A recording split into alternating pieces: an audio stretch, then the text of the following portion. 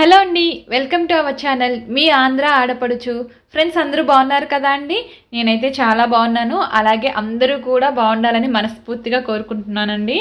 ఈ రోజైతే నా డైలీ రొటీన్ వ్లాగ్ చేస్తున్నాను. కాకపోతే ముందే అవన్నీ చూపించడం ఎందుకు, పచ్చని వాతావరణం చూపిస్తే ప్రశాంతంగా ఉంటుంది కదా అని ఫస్ట్ నేను అంతా క్లీన్ చేశాక ఒక చిన్న క్లిప్ తీస్తాను కదా, దాన్ని యాడ్ చేశానండి. ఇప్పుడైతే ఇంకా నా డైలీ రొటీన్ అన్నమాట. చాలా మంది సిస్టర్స్ ఉంటారు కదా, హౌస్ వైఫ్స్, వాళ్ళు అడుగుతూ ఉంటారనమాట, అక్క మీ డైలీ రొటీన్ షేర్ చేయండి అని. నేనైతే డైలీ చేయను కానీ అప్పుడప్పుడు చేస్తూ ఉంటానండి. అంటే టైం ఒకటి ఉండాలి కదా, టైం ఉండట్లేదు. చిన్న చిన్న షార్ట్స్ తీయటానికే అసలు టైం దొరకట్లేదు. ఎడిటింగ్స్కి వాటికి వీటికి మెయిన్ ఏంటంటే హెడేక్ వచ్చేస్తుంది అనమాట. కొంతమంది పెట్టే కామెంట్స్ కూడా ఉంటాయి కదండి, అవి చాలా బాధ అనిపిస్తాయి అనమాట. మీ వీడియోస్ ఎవరు చూస్తారు, మీ వీడియోస్కి అసలు వ్యూసే ఉండవు, ఏదో వేరే వాళ్ళ మీద చేస్తే వచ్చేస్తాయి, అలాగే ఇలా అని చెప్పి కొంచెం బాధ పెట్టే కామెంట్సే పెడతారు.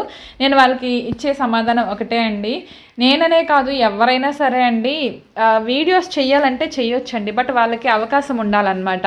అంటే ఇంటి నుంచి బయటకు వెళ్ళే అవకాశం ఉండాలి. ఇప్పుడు పెళ్లికాని అమ్మాయిలు ఉంటారండి, వాళ్ళకి ఏంటంటే పెద్దగా బాధ్యతలేమి ఉండవు, వాళ్ళు మంచి మంచి వ్లాగ్స్ చేయగలరు, బయటకు వెళ్ళి అన్నీ చూపించగలరు. బట్ నాలాంటి వాళ్ళం ఏంటంటే ఇంట్లో ఉండి పనులు చేసుకునేసరికి మాకు టైం అయిపోతుంది. ఒకవైపు పిల్లల్ని చూసుకోవాలి, ఇవన్నీ వదిలేసి బయటకు వెళ్ళి అయితే చేయలేం కదా అండి.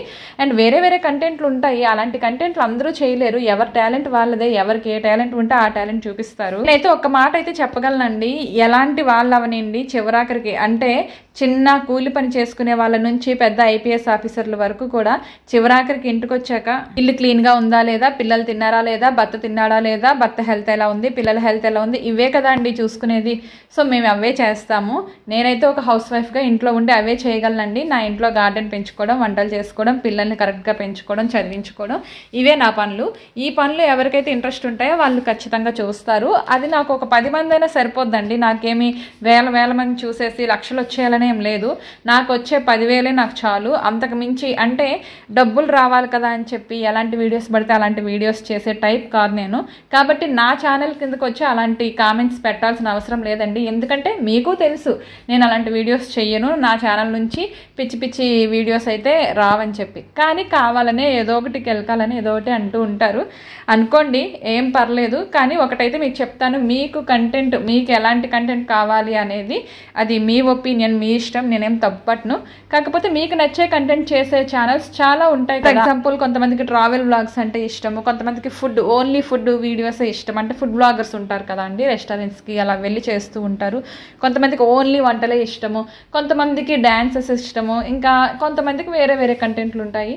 సో ఎవరికి నచ్చిన కంటెంట్ కోసం వాళ్ళు ప్రత్యేకించి ఛానల్, అంటే ఒక ఛానల్ కిందకు వచ్చి వేరే కంటెంట్ కావాలంటే కుదరదు. కాబట్టి ప్రతి కంటెంట్కి కూడా ఛానల్స్ ఉంటాయండి, అలాంటి చోట్లకి వెళ్ళి చూసుకోండి. దయచేసి నా ఛానల్ కిందకు వచ్చి మీరు వాళ్ళలాగా చేయలేరు, మీరు వీళ్ళలాగా చేయలేరు అంటే నేను చేయలేనండి. చేయలేను అనే కంటే నేను చేయగలిగినా నేను చెయ్యను అని చెప్పడం కరెక్ట్ అనమాట. ఇప్పుడైతే నేను వాకిలి అంతా క్లీన్ చేస్తున్నా కదండి. నాకైతే మార్నింగ్ లేచిన తర్వాత ఈ తుడవటానికి చాలా టైం పట్టేస్తుందండి, లోపల బయట అంతా తుడిచేసరికి. అండ్ ఇంకోటి ఏంటి అంటే తులసికోట ఉంటుంది కదా, తులసికోట దగ్గర కూడా క్లీనింగ్ అంతా బాగా చేసుకోవాలి. మా టైల్స్ ఏంటంటే వైట్ అండ్ గ్రీన్ అండి లోపల సైడ్.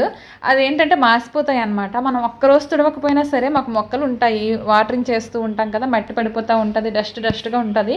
ఇంకా చెప్పాలంటే మాకు వీధిలో పనులు కూడా జరుగుతున్నాయండి, హౌస్ కన్స్ట్రక్షన్స్ అవి జరుగుతున్నాయి.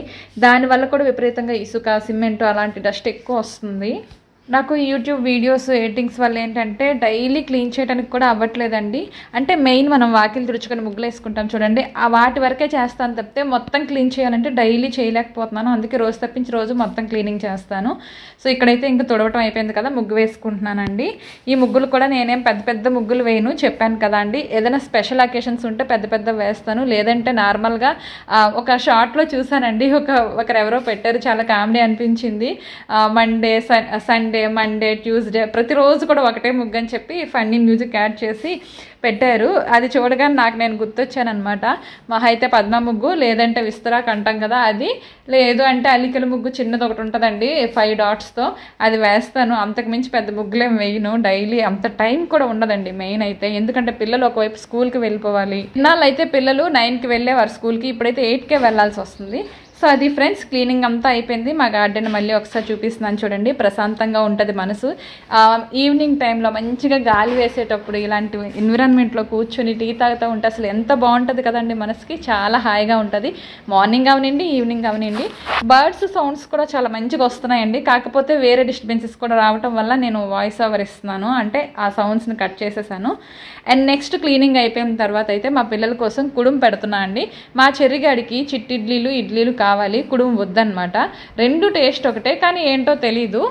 వద్దని చెప్పి గోల్ చేస్తే ఇంకా సరేలే అని చెప్పి నా దగ్గర షేప్స్ ఉన్నాయండి. మా పిల్లలు దేనికోసం కొన్నారో తెలియదు కానీ ఒకసారి కొన్నారు.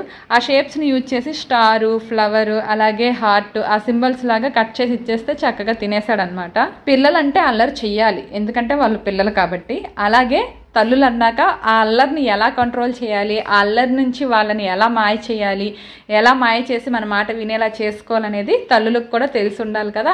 మనకు ఆటోమేటిక్గా అలవాటు అయిపోద్దులేండి, పిల్లలతో చేస్తూ ఉంటాం కాబట్టి. ప్రతి ఒక్క తల్లికి కూడా ఇది ప్రత్యేకించి చెప్పక్కర్లేదు. కాకపోతే అన్నిసార్లు వర్కౌట్ అవ్వదన్నమాట. కొన్నిసార్లు మనం సక్సెస్ అవుతాం, ఇంకొన్నిసార్లు వాళ్ళు సక్సెస్ అవుతారు.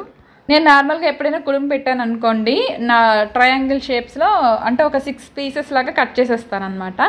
బట్ వీళ్ళ కోసం, పిల్లల కోసం ఇలా చేయాలి.